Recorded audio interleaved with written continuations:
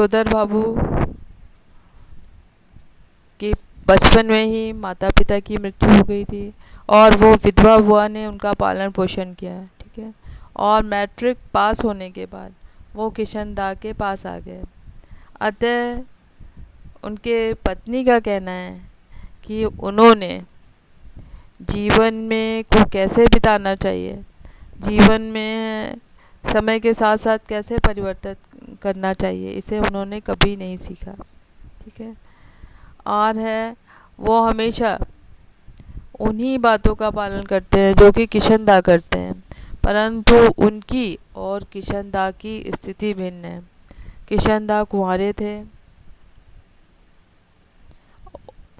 परंतु यशोधर बाबू का परिवार है, उन्हें अपने परिवार के साथ के अनुसार ही कार्य करना चाहिए, परिवार की जिम्मेदारियों को का निभाना चाहिए, ठीक है। तो इस तरह से उन्होंने अपने परिवार को ध्यान नहीं दिया। उनकी पत्नी का कहना है कि वो शुरू में ऐसे नहीं थे। शुरू में क्या है, वो अपने परिवार का ध्यान देते थे, अपने परिवार वालों का, और है अब उन्होंने है कुछ समय बाद ही किशन की माती क्या बुजुर्गियत ओढ़ ली, परंतु वो फिल्म देखने जाते थे और है परिवार का ध्यान भी देते थे। यशोधर बाबू का मानना है कि पत्नी की बच्चे उनसे हर बात में सलाह लें, ठीक है। उनका कहना है कि ठीक है, वो है अब समय बदल चुका है, परिवार और परिस्थितियां बदल चुकी हैं, बच्चे ज़्यादा पढ़े लिखे हैं, उनको ज़्यादा ज्ञान है, परंतु एक्सपीरियंस का कोई सब्स्टिट्यूशन नहीं है, यानी कोई सब्स्टिट्यूट नहीं है। एक्सपीरियंस है, जो अनुभव है, उसका कोई भी विकल्प नहीं है। इसलिए है उनका मानना था कि बच्चों को उनसे सलाह लेनी चाहिए, परंतु बच्चे कहते हैं कि बाबा जब आपको मालूम ही नहीं तो आपसे क्या पूछा जाए, ठीक है। परंतु यशोधर बाबू का कहना है कि वो ऐसा नहीं है कि जो वो कहें वही बच्चे माने, वो तो डेमोक्रेट बाबू हैं, यानी कि अगर उनसे बच्चे सलाह लेंगे, उनसे है नहीं भी मानेंगे तो भी उन्हें क्या खुशी होगी, क्योंकि वो चाहते हैं कि उनका क्या सम्मान किया जाए।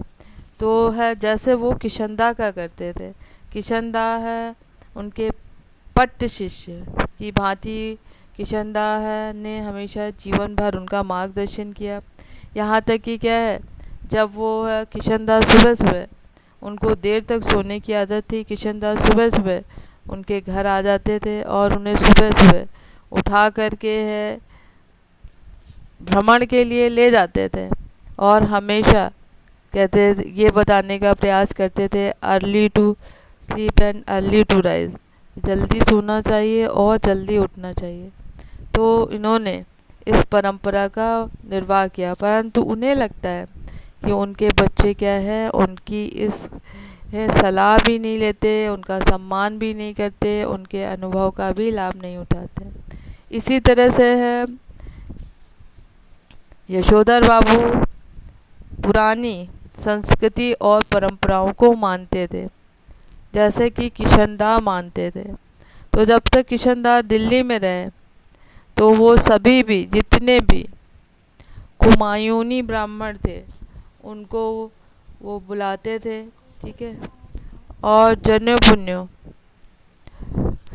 पुण्यो नामक है जनेऊ बदलने का एक त्योहार कुमायूनी ब्राह्मणों में होता है।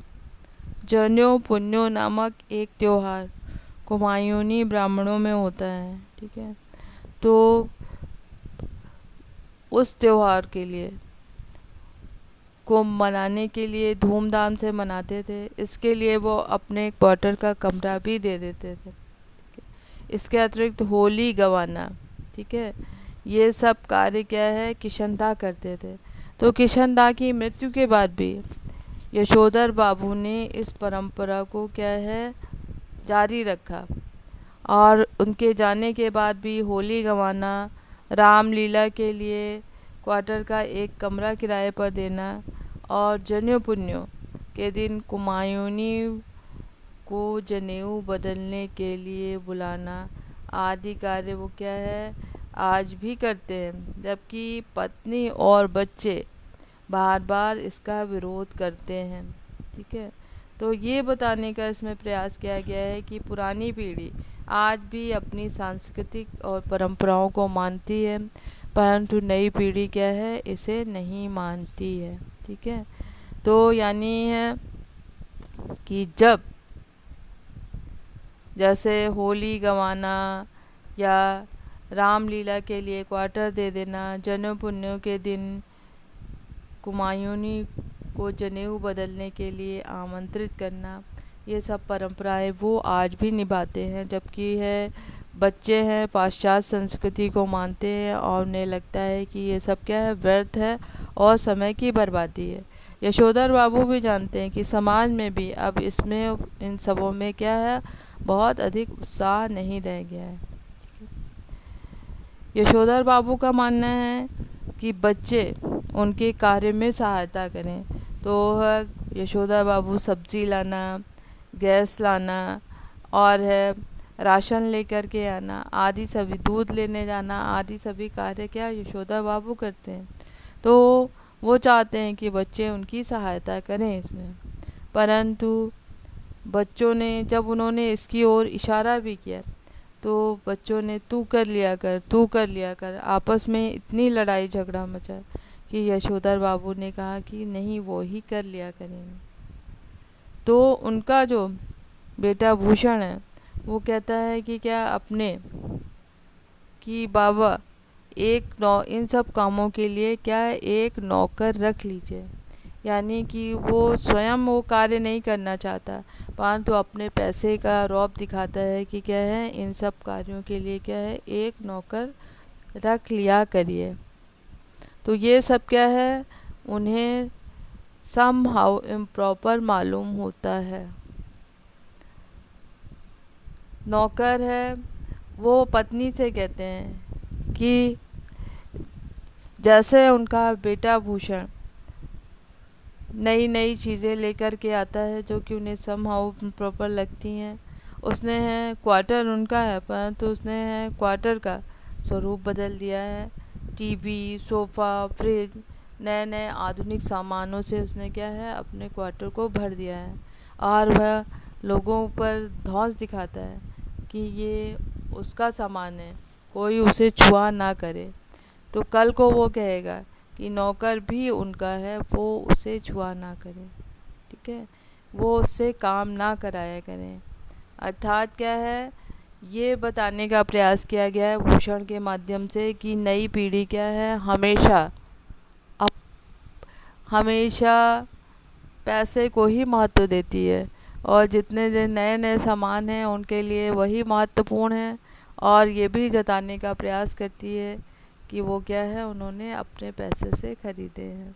ठीक है, तो इस तरह से उनका बेटा है, जैसे उनको लगता है जो फ्रिज आ गया है तो हमेशा फ्रिज उन्हें समहाउ इम्प्रॉपर लगता है, क्योंकि उन्हें लगता है कि उससे गला ख़राब हो जाता है, बेकार की चीज़ है।